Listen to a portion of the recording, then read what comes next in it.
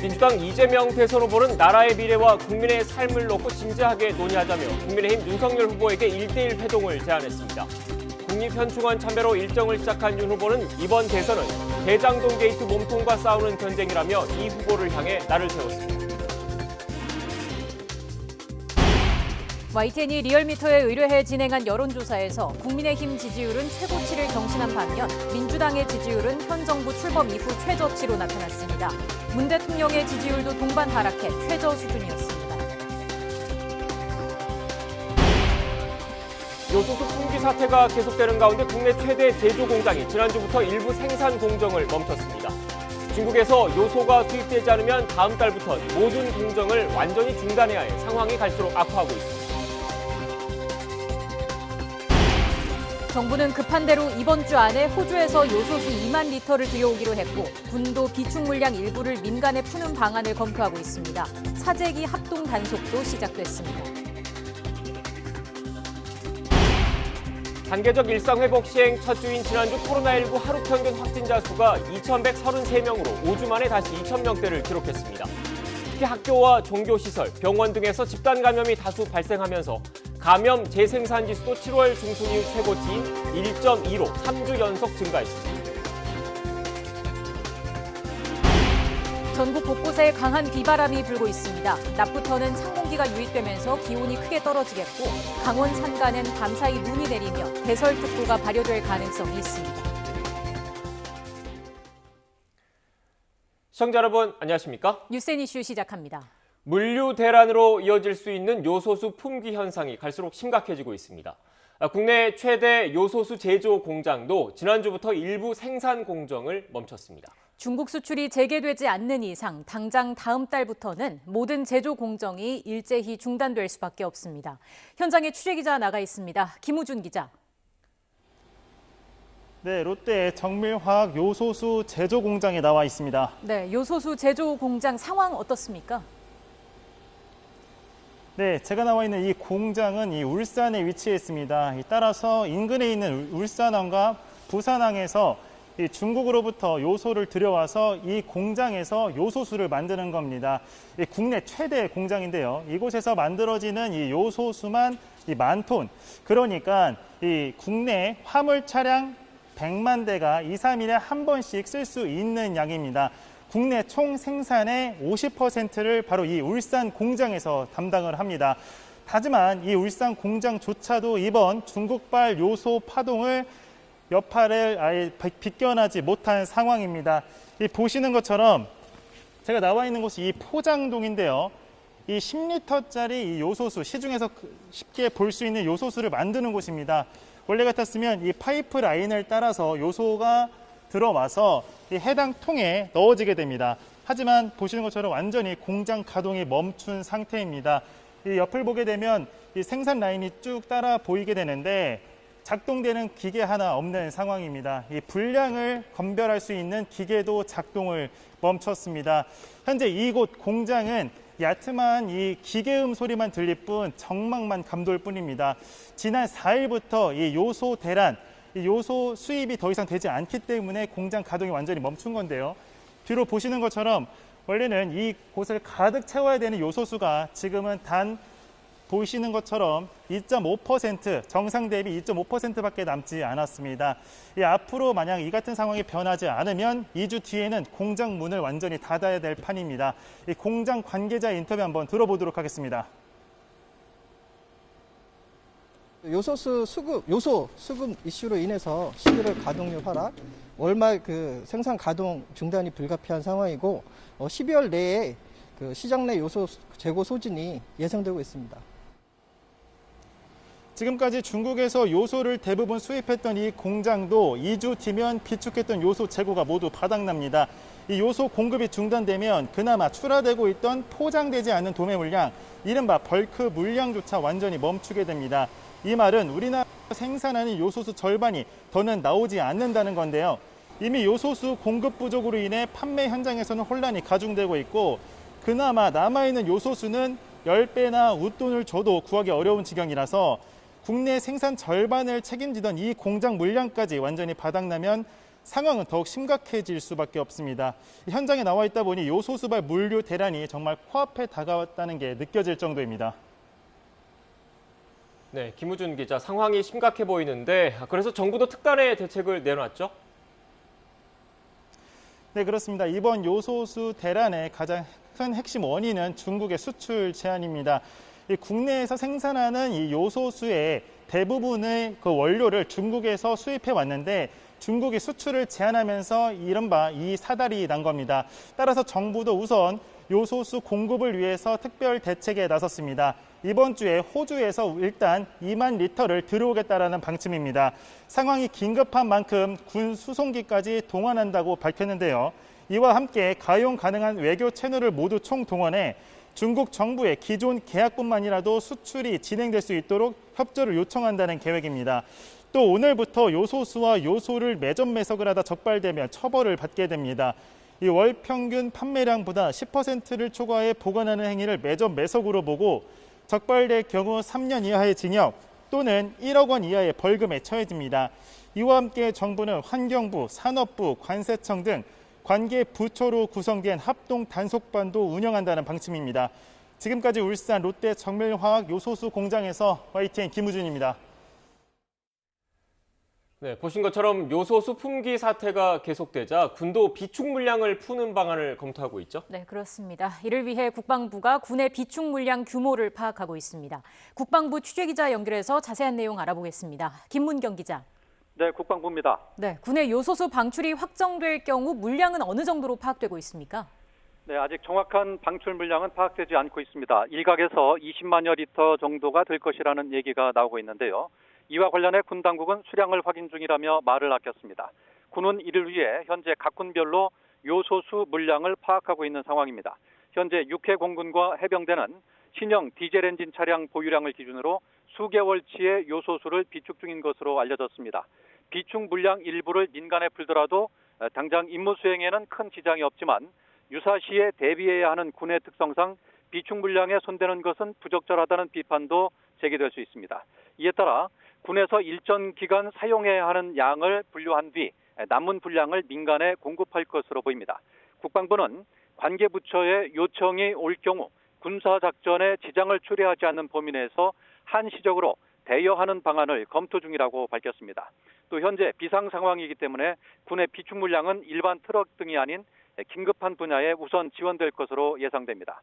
군 당국은 정확한 요소수 비축 물량을 공개하지는 않고 있지만 국방부는 임무 수행에 지장이 없을 정도로 충분한 양을 갖추고 있다고 밝혀왔습니다. 이런 가운데 호주에서 수입하는 요소수 2만 리터는 이번 주 중으로 군 수송기를 보내 실어올 방침입니다. 군 관계자는 이와 관련해 현재 수송기가 지나는 관련국들과의 영공 통과 협의를 하고 있다고 전했습니다. 지금까지 국방부에서 YTN 김문경입니다.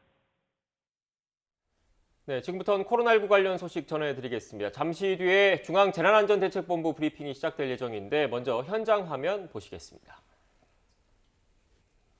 네, 잠시 뒤에 브리핑이 시작될 예정인데 전반적인 현황을 좀 다시 한번 정리를 해볼까요? 일단 코로나19 신규 확진자는 휴일 영향으로 엿새 만에 1,000명대로 떨어졌습니다. 하지만 단계적 일상 회복 첫 주인 지난주 하루 평균 확진자 수가 5주 만에 2,000명대로 올라서서 방심할 수 없는 상황인데요. 관련된 내용이 오늘 브리핑에서 전달되지 않을까 싶습니다. 현장 오디오 듣겠습니다. 권동호, 김동호 통역사의 수어 통역이 제공됩니다. 먼저 박향 중앙사고수습본부 방역총괄반장이 코로나19 대응 방안 등을 설명하겠습니다.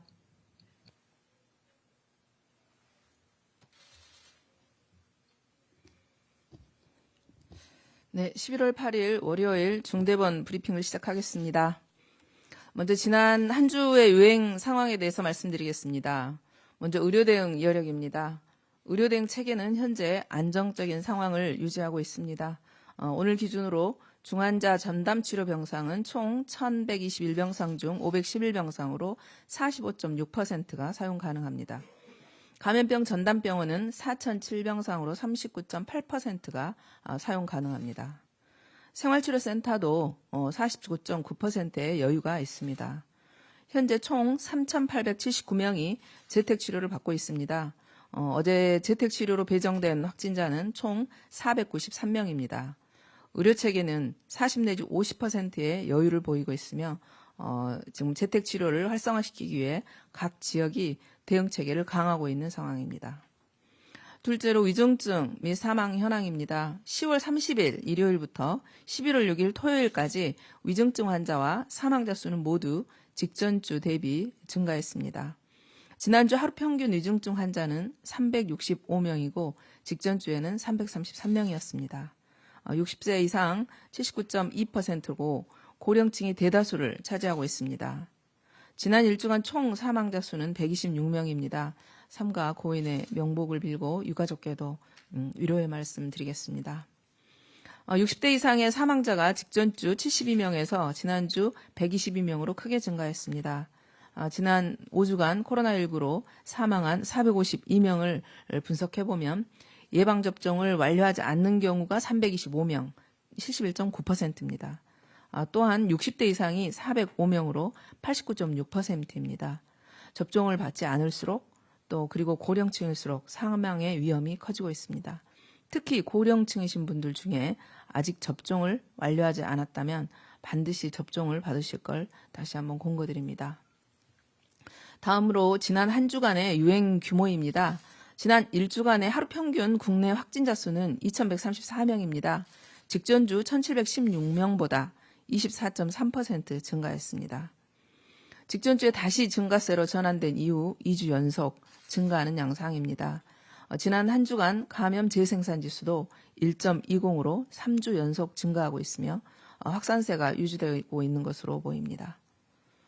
이는 날씨가 추워졌고 또 실내 활동이 증가했고 또 환기가 어려운 점과 일상 회복에 따른 방역 조치 완화, 그로 인한 사적 모임의 증가, 이런 것들이 확진자의 증가에 영향을 미치고 있는 걸로 보고 있습니다. 최근 8주간 만 18세 이상 확진자는 85,998명 중 접종을 완료하지 않은 경우가 72.5%로 완전 접종군이 27.5%입니다. 여전히 미접종자 유행 규모가 크고 전파를 주도하고 있는 것으로 보이고 있습니다. 지금 교육시설과 요양시설 등을 중심으로 한 집단 감염도 증가하고 있습니다. 특히 11월 초부터는 18세 이하 학생들의 감염이 늘고 있습니다. 주로 학교와 학원 등 그 학원 주변에 접촉이 많은 곳에서 생활하는 것이 이제 감염의 위험을 높이는 것으로 판단됩니다. 11월 18일 수능 시험을 앞두고 있기 때문에 학생들을 중심으로 한 감염 확산 위험의 억제가 중요한 시점입니다. 이에 정부에서는 학생들이 주로 이용하는 학원 또는 PC방, 노래방, 또 스터디 카페 등에 대한 방역 상황을 집중적으로 점검할 계획입니다. 학생들 본인 스스로도 다중이용시설을 이용하실 때 실내 마스크 착용이라든지 이런 방역 수칙을 적극적으로 준수해 주시길 당부드리겠습니다. 아울러 의심 증상이 발생하면 즉시 진단검사를 받아주시기 바랍니다. 또한 예방접종은 감염의 가능성을 줄여주고 또 감염 시에 치명적인 피해를 막고 또 격리, 검사, 각종 제한 등에서도 자유로워지는 등 접종의 이득이 크기 때문에 적극적인 접종 참여 또한 당부드리겠습니다. 이제까지 접종을 완료한 국민이 76.6%입니다. 특히 18세 이상을 기준으로 볼 경우에는 89.1%로 성인 인구 10명 중 9명 가까이가 접종을 완료했다고 볼 수 있습니다. 4월 3일부터 10월 30일까지 확진자 약 26만 명에 대해서 접종조와 미접종자들 간의 연령을 표준화해서 분석을 해봤습니다. 그 결과로 중증화율의 경우에는 미접종자는 2.93%에 비해 접종 완료자는 0.56%였습니다. 치명률 또한 미접종자와 접종 완료자가 각각 0.6%, 0.12%로 중증 환자 발생과 사망이 미접종자인 경우 5배 이상 높은 걸로 확인됐습니다. 이처럼 예방접종이 중증화와 사망을 현저히 떨어뜨리고 있음이 입증되고 있습니다. 아직 예방접종에 참여하지 않으신 분들은 본인의 건강과 가족의 안전 그리고 우리 사회 모두를 위해 반드시 예방접종에 참여해 주실 것을 다시 한번 당부드리겠습니다. 일상 회복을 위한 첫발을 내디딘 지 일주일이 되었습니다. 아직까지 의료 대응은 안정적으로 진행되고 있지만 위중증 환자와 사망자 그리고 확진자 수가 2주 연속 늘고 있어서 의료 대응에 부담을 가중시키고 있습니다. 방역의 긴장감이 과도하게 이완될 경우 일상회복으로 전환한 다른 나라들에서 나타난 것처럼 유행이 급증할 위험성이 있습니다. 오늘 0시부터 방역패스 적용시설 중 유흥시설과 노래연습장, 목욕장업, 경륜, 경전, 시설 등에 대한 계도기간이 종료됩니다. 따라서 오늘부터는 위반했을 때 본격적으로 과태료 또 행정처분 대상이 된다는 점 유념해 주시고 사업주분들께서는 이용자들의 접종 완료와 음성 확인 여부를 반드시 확인해 주시기를 당부드리겠습니다. 단계적 일상회복 체계에서는 국민 여러분들의 자율적인 방역 실천이 중요합니다. 일상회복을 안정적으로 계속 추진할 수 있도록 국민 여러분들 스스로 일상 속 방역 실천에 적극적 참여와 협조를 당부드리겠습니다. 마스크 쓰기와 주기적으로 실내 환기하기, 증상이 있는 경우 신속한 진단검사, 이 세 가지 방역 수칙은 일상생활 속에서 반드시 실천해야 할 기본 수칙입니다. 정부도 안전한 일상 회복을 위해 최선을 다하겠습니다. 감사합니다. 네, 지금까지 방역당국의 코로나19 관련 브리핑 전해드렸습니다. 지난 10월 30일부터 11월 6일까지 분석을 해봤더니 위중증 환자와 사망자가 직전주 대비해서 증가했다라는 내용이 있었습니다. 고령층 가운데 접종을 완료하지 않은 분이 있다면 접종을 다시 한번 권고한다는 설명이 있었습니다. 바로 이어서 코로나19 관련된 현황 좀 더 자세히 정리해 볼까요? 네, 코로나19 신규 확진자는 휴일 영향으로 엿새 만에 1000명대로 떨어졌습니다. 네, 하지만 단계적 일상회복 첫 주인 지난주 하루 평균 확진자 수는 5주 만에 2000명대로 늘어서 방심할 수 없는 상황입니다. 취재기자 연결하겠습니다. 신현준 기자. 네, 신현준입니다. 네, 신규 확진자 현황 정리해 주시죠. 네, 오늘 0시 기준 코로나19 신규 환자는 1760명입니다. 전날보다 400명 넘게 줄면서 엿새 만에 2000명 아래로 떨어졌습니다. 아무래도 검사 건수가 줄어드는 휴일 영향이 반영된 것으로 보입니다. 감염 경로를 보면 국내 발생이 1733명, 해외 유입이 27명입니다. 지역별로 보면 서울이 700명, 경기가 538명, 인천 97명 등 수도권이 1335명으로 국내 발생의 77%를 차지했습니다. 비수도권도 충남 62명, 경북 57명, 경남 39명 등으로 확산세가 이어졌습니다. 코로나19 관련 사망자는 13명이 더 늘었고 위중증 환자는 4명 늘어 409명입니다. 백신 접종 현황을 보면 1차 신규 접종자는 2100여 명이 늘었고 접종을 모두 마친 사람은 4300여 명이 늘었습니다. 이에 따라 백신 접종률은 1차가 80.9%, 접종 완료가 76.6%입니다. 이런 가운데 이번 주부터 얀센 접종자와 요양병원, 요양시설 입원 종사자에 대한 부스터샷, 즉 백신 추가 접종이 시작됩니다. 얀센 접종자는 오늘부터 본격적으로 시작되고 요양병원 관련자들은 모레부터 시작합니다. 또 오늘부터 고등학교 1, 2학년인 16세와 17세의 2차 접종도 시작됩니다. 자, 이런 가운데 단계적 일상회복 이후 확진자 증가에 대한 경고가 나왔죠. 네, 단계적 일상회복 시행 첫 주인 지난주 코로나19 평균 확진자 수는 2133명으로 5주 만에 2000명대로 올라갔습니다. 이승우 중대본 제2총괄조종관은 오늘 중대본 회의 모두 발언에서 일상회복 전환 이후 첫 주말이 끝난 가운데 경기 회복에 대한 기대가 높아지고 있지만 방역 상황은 아직 녹록지 않은 상태라고 진단했습니다. 이 조종관은 특히 학교와 종교시설, 시장, 병원 등에서 집단 감염이 다수 발생하고 있다며 감염 재생산 지수도 7월 중순 이후 최고치인 1.20으로 3주 연속 증가하고 있다고 우려했습니다. 이에 정부는 지난주 행정명령을 통해 환자 병상을 최대 1767개 확보할 수 있도록 했고 하루 최대 진단 검사량도 68만 건으로 지난달보다 28% 늘렸습니다.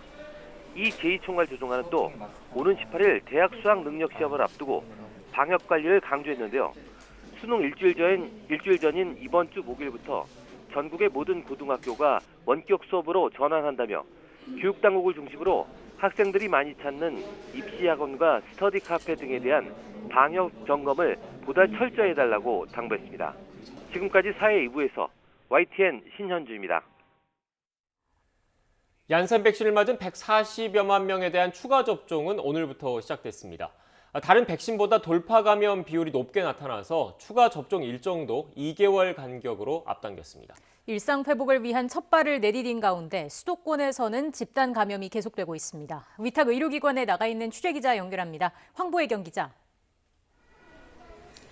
네, 서울 옥수동에 있는 이비인 후과에 나와 있습니다. 네, 오늘 얀센 추가 접종 첫날입니다. 현장 상황 어떻습니까? 네, 제가 나와 있는 이곳 병원은 오전 내내 백신을 맞으러 온 사람들 발길이 이어지고 있습니다. 특히 이전에 이미 얀센 백신을 맞은 젊은 층의 모습도 쉽게 찾아볼 수 있는데요. 오늘 이곳 병원에선 얀센 백신 접종자 30여 명에 대한 모더나 백신 접종이 이뤄질 예정입니다. 이처럼 오늘부터 얀센 백신을 맞은 140만여 명에 대한 추가 접종이 본격적으로 시작됐습니다. 지난달 28일부터 73만 3천여 명이 추가 접종 사전 예약을 마쳤는데요. 1회 접종으로 끝나는 얀센은 백신을 맞고도 코로나19에 감염되는 돌파 감염 비율이 다른 백신보다 높게 나타났습니다. 얀센 백신의 인구 10만 명당 돌파 감염자 수는 266.5명으로 아스트라제네카 99.1명, 화이자가 48.2명인 것에 비해 크게 높았습니다. 얀센 백신을 맞은 뒤 2달이 지난 경우 전국의 위탁 의료기관에서 화이자나 모더나로 접종받을 수 있습니다. 또 30살 이상이면 보건소에서 이전과 같은 얀센 백신으로 접종 가능합니다. 자녀 백신을 활용한 추가 접종도 지난 1일부터 시행하고 있는데 어제 0시 기준 4만 4천여 명이 접종받았습니다. 네, 수도권 집단 감염도 계속되고 있는데 자세히 정리해 주시죠. 네, 그렇습니다. 우리 국민 10명 가운데 7명 이상이 백신 접종을 모두 마친 가운데 수도권의 요양병원이나 상가, 교회 등 곳곳에서 집단 감염이 계속됐습니다. 우선 경기 용인시에 있는 요양병원에선 지난 2일 종사자가 처음 확진된 뒤 환자와 종사자 등 58명이 집단 감염됐습니다. 이 가운데 환자가 47명, 종사자가 11명으로 방역당국은 이들 대부분이 코로나19 백신 접종을 마친 상태라 돌파 감염으로 추정하고 있습니다. 서울 영등포구 상가 관련 집단 감염은 89명으로 늘었는데 이 가운데 종사자가 71명에 달합니다. 또 안산시 어린이집과 재활병원 관련 21명, 성남시 교회 관련 10명 등 여럿이 생활하는 시설을 중심으로 감염이 계속되고 있는데요. 방역당국은 오는 10일부터 요양병원 등 고위험 시설 환자나 종사자를 대상으로 추가 접종을 이어간다는 방침입니다. 지금까지 서울 옥수동에 있는 이비인 후과에서 YTN 황보혜경입니다.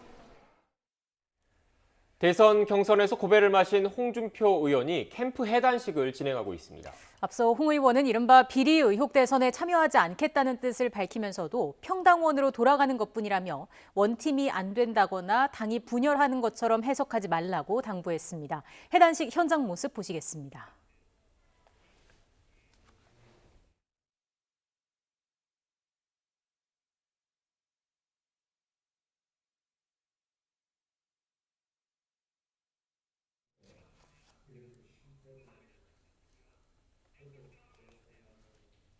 네, 지금 보시는 화면은 홍준표 전 후보의 캠프 해단식 모습이고요. 조금 전 시작된 홍준표 후보의 캠프 해단식 장면입니다. 현장 오디오가 지금 들어오고 있는 것 같은데 좀 더 크게 들려주십시오.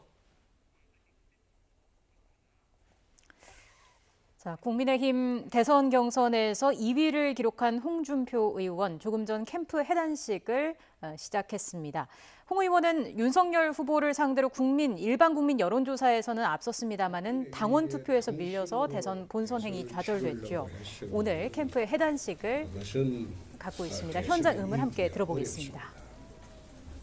앞으로 넉 달이 남았습니다. 넉 달간 어떤 상황의 변화가 올지 참 걱정스러운 게 앞서는 게 아마 두 사람 중에 한 사람은 선거에 지면 감옥에 가야 할 겁니다. 아니 그게 아니고 이번 대선은 제가 26년간 정치를 해봤지만은 이렇게 참혹한 대선이 되는 것이 참 유감스럽습니다. 맞습니다. 마치 검찰이 수사기관이 대선을 결정하는 그런 대선이 되어버렸는데 97년도에도 이 비슷한 상황이 있기는 했습니다. DJ 비자금 사건으로 우리는 돌파를 하려고 했지만은 검찰이 수사 중지를 했거든요. 근데 그때 그 사건하고 지금 사건은 판이하게 틀리죠. 그때 DJ 비자금 사건 같은 경우에는 피해자가 없는 사건입니다. DJ한테 정치자금을 준 사람들은 피해자라기보다도 DJ를 좋아해서 정치자금을 준 그런 사람들입니다. 그러나 이번에 대선에 비리 의혹에 쌓인 것은 피해자가 서로가 많은 민생 사건입니다. 그래서 제가 곰곰이 생각을 해봐도 만약 이번 대선이 지는 사람은 정치 보복이라고 따질 것도 없이 감옥을 가야 될 겁니다. 그래서 정말로 이 참혹한 대선이 되고 대선이 국민들의 잔치가 되고 화합의 장이 되고 국민 통합의 장이 되어야 하는데 대선 구도가 그렇게 되고 보니까 참으로 나라가 걱정스럽다. 대선이 끝나도 지는 사람들이 이 성공하는 대선이 될까? 그런 걱정에 앞서는 대선입니다. 제가 경선을 할 때부터 비리 의혹 대선으로 가서는 안 된다고 토론에서도 내 말을 한 일도 있고 참 걱정스러운 상황이 전개될 수도 있겠다 그런 생각을 했는데 아마 지금부터 양 진영에서 네거티브만 난무하는 그런 대선으로 갈 수밖에 없을 겁니다. 그러니까 대한민국이 걱정스럽다. 그런 생각으로 지난 금요일 성복 후에 성복할 때 내가 그런 이야기를 했습니다. 전당대회 석상에서. 경선에 성공한다. 그러나 내 역할은 여기까지다. 전당대회 속상하잖아요. 분명히 이야기했습니다.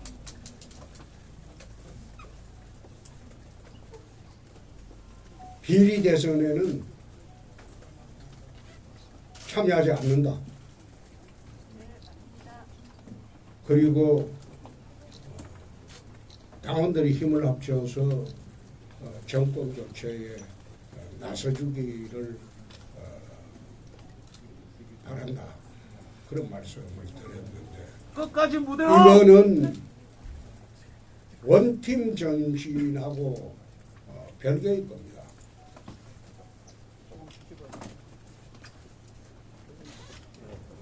제가 대선 조직에 들어가서 활동하는 거하고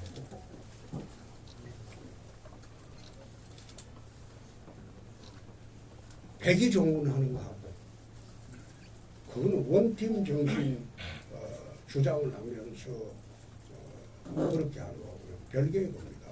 맞습니다. 97년 대선, 2002년 대선에도 이해창 총재 대선에도 저는 마이크를 잡아본 일이 없습니다.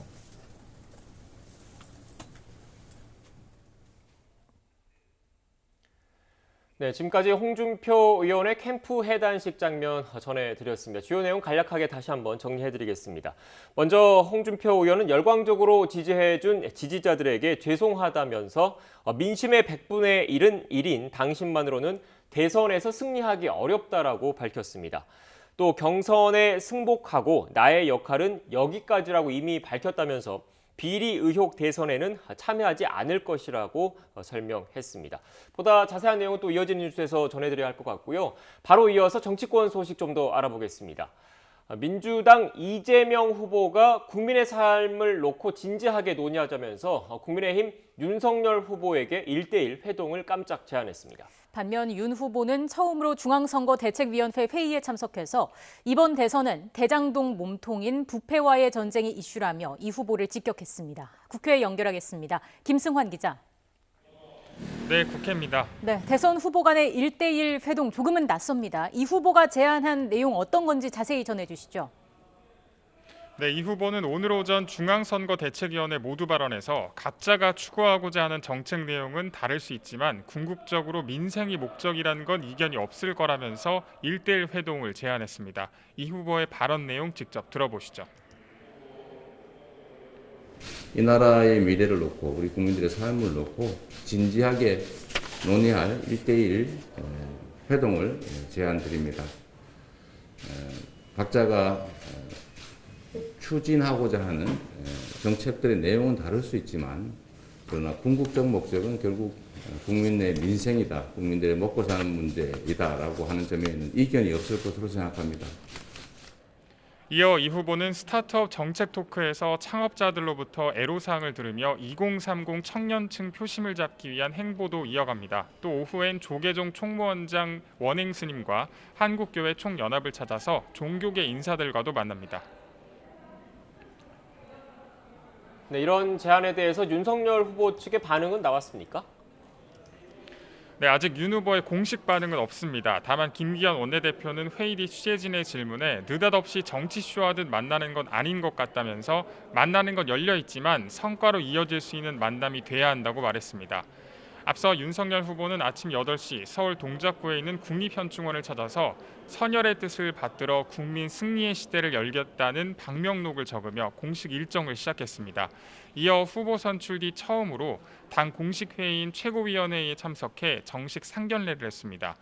윤 후보는 이번 대선이 대장동 게이트의 몸통과 싸우는 부패와의 전쟁이라면서 정치 권력을 등에 업은 카르텔과의 싸움이 만만치 않다고 말했습니다. 윤 후보는 아직 꾸려지지 않은 선대위 구성과 관련해서도 언급했는데요. 발언 내용 직접 들어보시죠.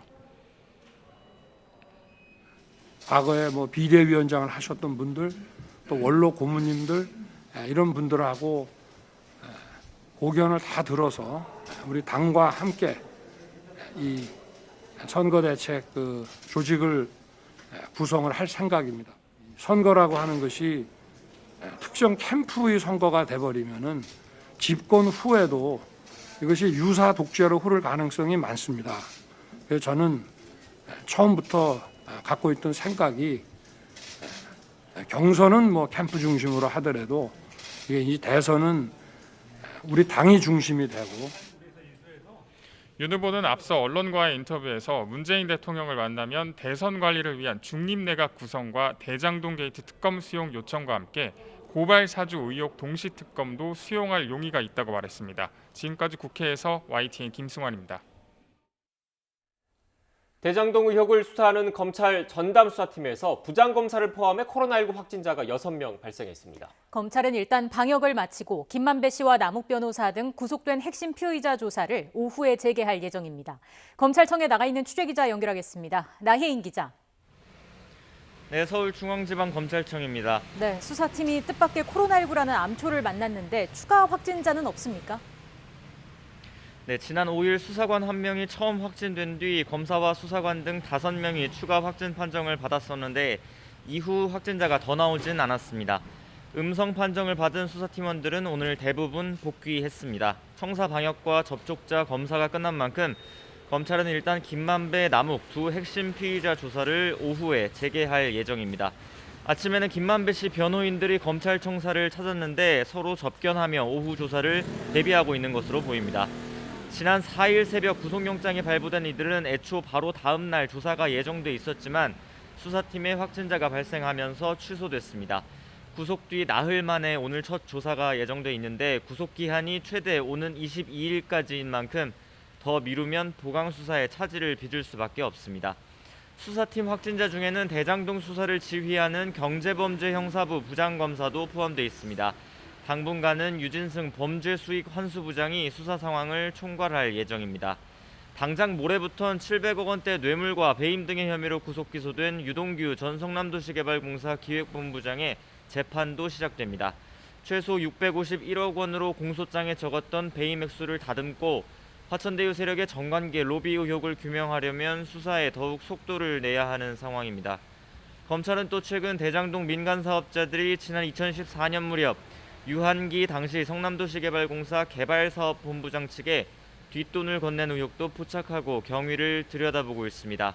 대장동 사업 관련 환경 영향 평가를 진행할 때 한강유역 환경청에 대한 로비 명목으로 2억 원이 전달된 정황이 있다는 건데요. 한강유역 환경청은 당시 대장동 사업 부지 일부 지역을 보전 가치가 높은 생태 등급 1등급으로 지정했다가 해제했는데 이 과정이 석연치 않다는 지적이 앞서 국정감사에서도 나왔습니다. 이와 별도로 원희룡 전 제주지사도 앞서 유한기 전 본부장의 수억 원대 금품 수수 의혹을 제기했습니다. 유 전 본부장은 대장동 개발 당시 유동규 전 기획본부장에 이어 공사 내 2인자로 불렸던 인물인데 지금은 포천도시공사 사장으로 재직하고 있습니다. 대장동 개발 사업을 앞두곤 황무성 당시 사장의 사퇴를 압박했다는 의혹도 받고 있는데 앞서 한 차례 검찰에서 참고인 조사를 받았지만 최근에는 외부 접촉을 극도로 꺼리고 있습니다.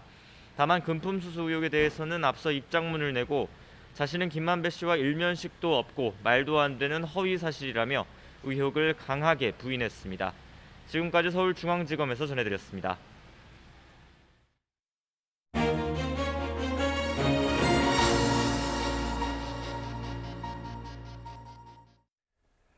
정부가 요소수 품귀 사태에 대응하기 위해서 호주에서 요소수 2만 리터를 수입합니다. 요소수 사재기 행위에 대해서도 오늘부터 단속을 시작했습니다. 권용주 국민대 자동차 운송 디자인학과 교수와 함께 관련 내용들 짚어보겠습니다. 어서 오십시오. 네, 안녕하세요. 네, 안녕하세요. 교수님, 지금 요소수 품귀 사태 얼마나 심각한 겁니까? 제가 파악한 바로는 지금 한 10일 정도 있으면 요소수 생산이 전면 중단되는 상황이고요.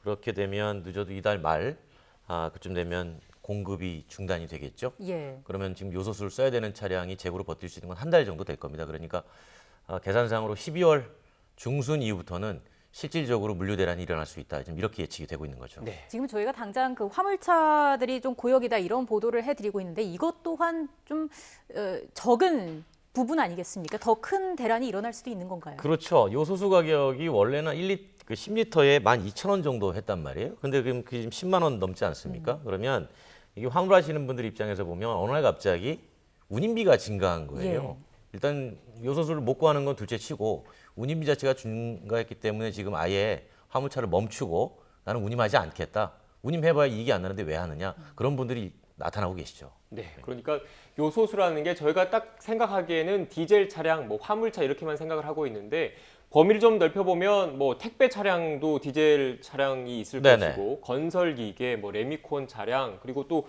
요소라는 게 농업용 비료로도 좀 쓰인다고 하더라고요. 결국 이 요소를 제때 구입하지 못하면 이른바 생활 전반에 좀 타격을 줄 수밖에 없는 상황이지 않습니까? 이렇게 보시면 됩니다. 이동 자체가 멈춘다고 생각하시면 돼요. 네. 우리가 보통 이제 이동이라는 게 이제 화물하고 여객이 있을 텐데 타격은 주로 이제 화물 쪽이죠. 그런데 물건이 이동하지 못하면 식료품도 구할 수가 없겠죠. 예를 들어서 식료품 구하러 마트에 갔는데 마트에 물건이 오지 않는 거죠. 그럼 이제 그냥 산업 자체가 그냥 멈춘다라고 보시면 돼요. 왜냐하면 자동차 회사나 반도체 공장 같은 경우에도 부품이 들어와야 조립을 합니다. 네. 그런 부품이 운송이 안 되니까 역시 마찬가지로 멈추게 되죠. 그래서 이건 중소기업, 대기업 할 것 없이 공장 자체가 멈추는 거여서 일종의 국가 자체가 멈춘다라고 생각하시면 될 것 같아요. 네. 상황이 심각한데 그 회의에서 나온 내용을 좀 짚어볼게요. 정부가 우선 군 수송기를 동원해서 호주에서 요소수 2만 리터를 긴급 공수해 오기로 했는데 2만 리터라는 게 어느 정도 되는 양인지 좀 설명을 해주세요. 2만 리터면은 주유소에서 자동차, 화물차 줄 세워놓고 20분이면 다 소진됩니다. 대수로 따지면 한 200대 정도. 예. 그러니까 사실 호주에서 갖고 오는 물량은 지금 시중에 풀겠다는 게 아니고요. 긴급용을 갖고 오는 겁니다. 그러니까 소방차나 구급차, 군사용 자동차 이외에 우리가 뭐 필수적으로 써야 되는 차들이 있잖아요. 예. 청소용 차도 있고 그런 차들에 일단 긴급하게 써야 되는 비축 물량을 좀 가져가겠다라는 대책으로 보시면 될 것 같습니다. 네, 그러니까 정부가 군 수송기까지 그 투입을 해서 호주에서 들여오려고 하는 2만 리터는 지금 전체적인 수요를 감당하기엔 턱없이 좀 모자란 측면이 있다 이런 말씀이신 거죠? 그렇죠. 요소수 완제품 2만 톤이기 때문에 그건 그렇게 큰 물량이 아닙니다. 네. 당장 급한 불만 끌 수 있는 정도다라는 의미로 해석이 되는데 그 수입되는 차량용 요소수 통관 검사 기간도 기존 20일에서 이제 3일에서 5일 정도로 단축하기로 했습니다. 이런 대책은 어느 정도 효력이 좀 있게 될까요? 사실 이런 대책들은 물건이 들어왔을 때의 효과를 보는 것이고요. 지금 물건이 들어오는 게 이제 크게 보면 요소수가 들어오잖아요. 예. 네. 저희가 필요한 건 사실 요소수가 아닙니다. 물론 요소수가 완제품으로 필요는 하죠. 그런데 요소수는 국내에서도 얼마든지 만들 수 있습니다. 네. 지금 요소가 없는 거예요. 그러니까 이제 어떻게 해서든지 요소를 찾아내서 그 요소를 한국에 갖고 올 수 있는 그런 공급처 이쪽을 발굴하는 것이 상당히 더 중요한 초단기 대책인 거죠. 네, 그러니까 교수님 말씀을 들어보면 뭐 통관 절차 간소화든지 뭐 이런 일련의 행정 절차들은 결국 물건이 들어와야지 들어와야 하는 그것도 거죠. 되는 건데 네. 물건 자체를 지금 구하기 힘든 상황이지 그렇죠. 않습니까? 그런데 가장 근본적인 이유는 지금 중국에서 뭐 검역 절차를 강화한다는 명분이긴 하지만 사실상 수출 통제를 지금 하고 있는 거잖아요. 그게 그렇죠. 가장 큰 원인이지 않습니까? 그러니까 중국이 수출 통제를 하는 여러 가지 원인들이 많이 분석이 되잖아요. 네. 사실 표면적인 것보다는 정치적인 이슈가 더 크다고 지금 기업들에서 보고 있고요. 그렇기 때문에 기업 스스로 이 문제를 풀 수 있다고 생각을 할 수가 없는 거죠. 그러니까 뭔가 국가랑 같이 정부랑 같이 대책을 같이 만들어서 채널을 단일화해서 기업은 물건을 만들 수 있는 것이고 그 물건이 근데 정치적 이슈로 오지 않으면 그 정치적 이슈는 정부가 풀어줘야 되는 이제 그런 상황이 된 거죠. 네. 그런데 또 일각에서는 경제적인 중국 내부의 경제적인 사정을 그 분석하는 전문가분들도 계시더라고요. 그러니까 지금 석탄이 요소를 만드는데 주요 네네네. 원료지 않습니까? 그 주요 원료를 호주에서 수입을 중국에서 해왔는데 지금 어떻게 보면 그 호주와의 갈등 상황에서 석탄 수입이 줄면서 일단 그 중국 내에서도 자체 수요를 충당하기가 좀 어려운 측면이 있지 않나 이런 네. 얘기도 있던데. 그러니까 이제 경제적인 분석을 보면 네. 그 해석이 맞습니다. 네. 그런데 중국이 1년에 생산하는 요소가 500만 톤이에요. 네. 우리가 지금 요청한 게 통관 묶여 있는 게 2만 톤입니다. 그러니까 500만 톤에서 2만 톤은 사실 충분히 줄 수 있는 양이에요. 그 2만 톤이 중국 내수에 어마어마한 경제적인 영향을 미치지 않는다는 겁니다. 그렇기 때문에 이건 경제적인 이유로 해석을 하지만 네. 예. 그 이면에는 무언가 보이지 않는 정치적인 압박이 가해진 거 아니냐 그렇게 이제 보는 시각도 있는 거죠. 네, 이른바 우리 정부를 상대로 좀 압박을 하고 있다 이렇게 분석을 하시는 겁니까? 왜냐하면 이번에 그 중국이 요소 수출을 제한할 때 우리만 한 게 아니고요. 네. 인도하고 일본도 했습니다. 네. 그러니까 인도하고 일본은 쿼드 동맹체잖아요. 그렇기 때문에 우리는 아니지만 약간의 뭔가 이렇게 같은 시각으로 뭔가 압박을 주기 위해서 한 거 아니냐 이제 그런 시각도 분명히 있죠. 네, 예. 그런데 상대적으로 물론 이제 교수님의 분석대로 정치적인 의도가 있다고 하더라도 뭐 일본이나 인도에 비해서 우리나라가 상대적으로 이렇게 요소수의 타격을 많이 입는 이유, 뭐 자체 생산을 할 수 있는 그런 기본적인 기반이 없기 때문이지 않습니까? 생산을 그렇죠. 기술은 갖고 있지만 원료가 없으면 그렇죠. 안 되기 때문에요. 그 요소수 만드는 게 어려운 기술이 아니거든요. 네. 근데 일본 같은 경우는 지금 내수의 60%를 직접 생산하고요. 40%를 중국에서 수입을 합니다. 인도 같은 경우는 농업용 요소를 수입을 합니다. 그렇기 때문에 우리처럼 자동차용을 주로 수입하는 상황은 좀 달라요. 그러니까 우리는 자동차용에 좀 많이 비중이 있는 거고 일본은 농업용 그리고 인도도 농업용이에요. 그러니까 예. 농업용은 당장 급하지 않죠. 근데 자동차용은 당장 급하게 되니까 우리가 더 타격을 많이 받게 되는 겁니다. 네. 자동차용, 그러니까 지금 이제 산업용 요소의 차량용 전환 여부가 네. 다음 주까지 좀 결론이 날 것으로 보이는데 네네. 보니까 이 산업용 요소의 그 함량도 자동차용 요소의 함량이 또 다르더라고요. 자동차용은 요소 함량이 32.5%가 섞여 예. 있어야 네. 되고요. 산업용은 40.8%의 함량이 섞여 있어야 됩니다. 두 제품의 정확한 성분 품질 기준도 조금씩 달라요. 네. 그러니까 쉽게 보면 산업용이 자동차용보다 품질이 좀 낮습니다. 그러니까 이 낮은 품질의 산업용을 자동차용으로 썼을 때 자동차 정화 장치에 어떤 문제가 일어날지 연구를 해본 적이 없어요. 그러니까 당장은 쓰니까 문제가 없더라라고 할 수 있지만 이게 한 달, 두 달 계속 쓰거나 오래 누적이 되면 어떤 문제가 발생할지 모르잖아요. 그때 문제가 발생했을 때 많게는 한 돈 1,000만 원 정도까지 수리비가 들어갑니다.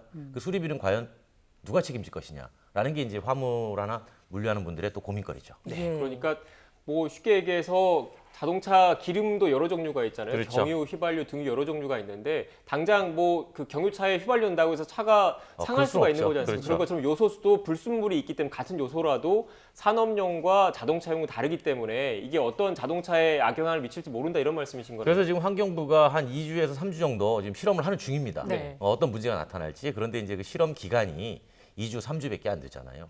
자동차 보통 한 번 사면 3년, 5년, 길게는 10년 동안 운행을 하기 때문에 네. 그 짧은 실험 기간 가지고는 어떤 문제가 나올지 예측하기가 좀 어렵다는 거죠. 네. 그런데 일각에서는 이 그 요소수라는 게 결국 환경 보호하기 위해서 그 매연 저감 장치를 달았기 때문에 운행이 안 되는 거지 않습니까? 그런데 이 소프트웨어나 뭐 이런 매연 저감 장치를 좀 개조를 하면 자동차가 운행하는 데는 문제가 없다. 다만 그 환경 오염시킬 수 있는 그런 측면이 있기 때문에 이 부분을 좀 그 환경 규제를 좀 한시적으로 완화할 필요가 있지 않느냐 이런 주장을 하시는 분들도 계시던데요. 충분히 뭐 정화장치 작동을 끌 수 있죠. 네. 인위적으로 끌 수 있습니다. 근데 끄는 것 자체는 일단은 불법이고요. 시중에서 개인들이 끄는 것도 불법입니다. 네. 그런데 이걸 정부가 허락을 해줬을 때 과연 끄고 나서 다시 켤 수 있는 사람, 안 켜면 어떡할 것이냐 이런 문제가 남고요. 환경정책이라는 게 한번 정했으면 다시 후퇴하는 거잖아요. 그러니까 예. 지금 말씀하신 것처럼 당장 생계와 환경의 논리가 충돌을 하게 될 때 중요한 가치가 그렇죠. 어떤 충돌하는 가치를 선택해야 되는지 이거 사회적 여론인 거죠. 그런데 그렇게 여론을 형성하기에도 지금 기다릴 만한 시간이 없다라는 거예요. 그러니까 우리에게 주어진 시간은 지금 한 달 내지 길게는 한 달 반 정도밖에 시간이 없다라는 거죠. 네. 그러니까 지금 정부에서 나온 대책들도 대부분 중장기 대책이잖아요. 중장기 대책을 세울 여력이 없어요. 지금 당장 초단기로 요소를 어디서 갖고 올 것이냐. 예. 그 대책에 집중을 해야 되는 거죠. 네, 일단 제가 또 그 교수님 분석 중에 제가 주목을 했던 게 이 정치적인 요인을 좀 주목을 하셨지 않습니까? 그런데 만약에 중국 이렇게 요소 수출을 중국 정부가 어떻게 보면 사실상 제한을 하고 있는 게 중국 내부의 경제적인 사정이라면은 당장 푸는 게 좀 쉽지 않은 측면이 있는데 거기에 2만 톤 가량 그 정치적인 요인이 좀 가미가 돼 있다면 정부 차원에서 뭐 특사를 파견한다든지 그렇죠. 외교적인 노력을 통해서도 해법을 찾을 수 있을 것 같다는 생각도 드는데 어떻습니까? 네, 그래서 이제 최근에 이제 특사 얘기가 나오니까 이제 기업 실제로 요소수를 만드는 기업 관계자들 이런 얘기를 합니다. 약간의 기대를 좀 걸어볼 수 있겠다. 왜냐하면 이것은 사실은 그 경제적인 문제보다는 기업들에서는 정치적인 문제를 보기 때문에 특사를 보내는 게 나름대로 그 물량을 통관을 좀 갖고 올 수 있는 그런 기회가 되지 않겠나 약간의 기대를 좀 하고 있는 측면이 있죠. 네. 교수님 지금 중국 그러니까 그 세관에 묶여 있는 게 한 2만 톤 정도 되는 그렇죠. 겁니까? 그거면은 어느 정도 우리나라에서 쓸 수가 있는 겁니까? 그거를 갖고 오면 일단 두세 달은 견딥니다. 네. 두세 달을 견딘다는 건 뭐냐면 두세 달 만들 수 있다는 거예요. 그 만들면 그 이후에는 러시아 물량이 들어옵니다. 당장 급한 불을 끌 수 있다. 충분하진 않지만 러시아 물량으로도 견뎌낼 수 있어요. 그 사이에 또 추가로 러시아에서 물량을 더 갖고 온다든가 아니면 인도네시아나 말레이시아 다른 국가에서 물량을 또 갖고 와서 만들어 가면 됩니다. 그러면서 시간을 벌고 그 다음에 국내에서 직접 생산해서 쓸 거냐, 새로운 공장을 지을 거냐는 그 다음 문제예요. 네. 그러니까 지금은 그렇게라도 견뎌내야 되는 이제 그 절박한 상황인 거죠. 네.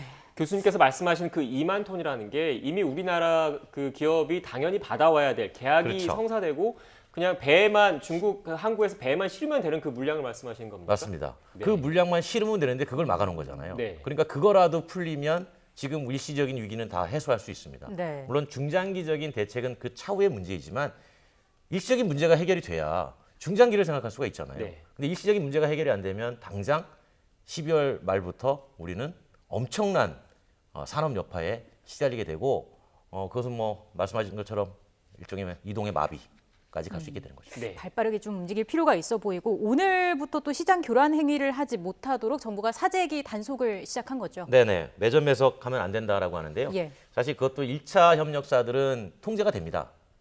근데 이제 1차에서 2차로 소매점으로 넘어갈 때 그 소매점 하시는 분들이 지금 매점 매석을 많이 하는 걸로 네. 파악이 되고 있어서 가급적이면 좀 안 하셨으면 좋겠어요. 네.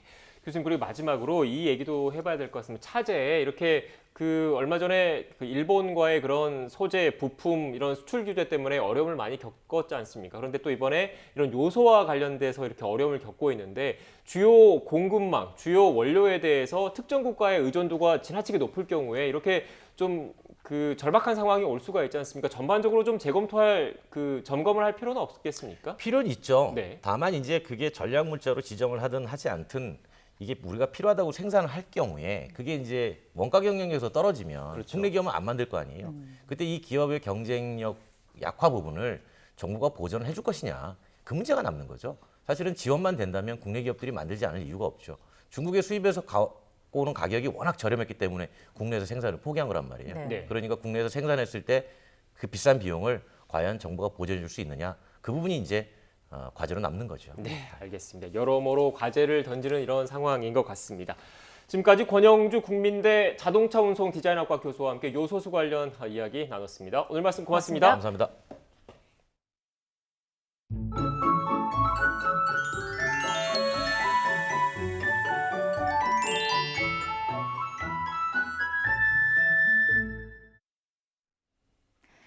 오늘은 전국에 추위를 몰고 올 비가 내리겠습니다. 현재 전선을 동반한 비구름이 한반도로 유입이 되면서 이 내륙 곳곳으로는 시간당 20에서 30mm의 강한 비가 뿌려지고 있는데요.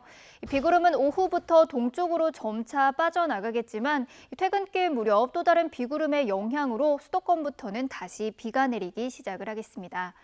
오늘 하루 동안 동쪽 지방에는 최고 40mm, 이 수도권 등 서쪽에는 5에서 20mm의 비가 내리겠고요. 특히 강원 산간에는 밤 사이에 눈이 내리면서 대설특보가 내려질 가능성도 있겠습니다. 낮부터는 강한 한기가 밀려오겠습니다. 오늘 서울의 한낮 기온은 9도, 이 대전과 광주는 13도, 대구는 16도로 어제보다는 3도에서 8도가량이 내려가겠습니다. 한 주간 눈비 소식이 잦은 가운데 날은 갈수록 추워지겠고요. 이 낮 기온도 한 자릿수에 머무는 등 종일 쌀쌀하게 느껴지겠습니다. 지금까지 날씨 정보였습니다. 뉴스앤이슈 2부는 정치권 소식으로 문을 열겠습니다. 저희는 잠시 뒤에 뵙겠습니다.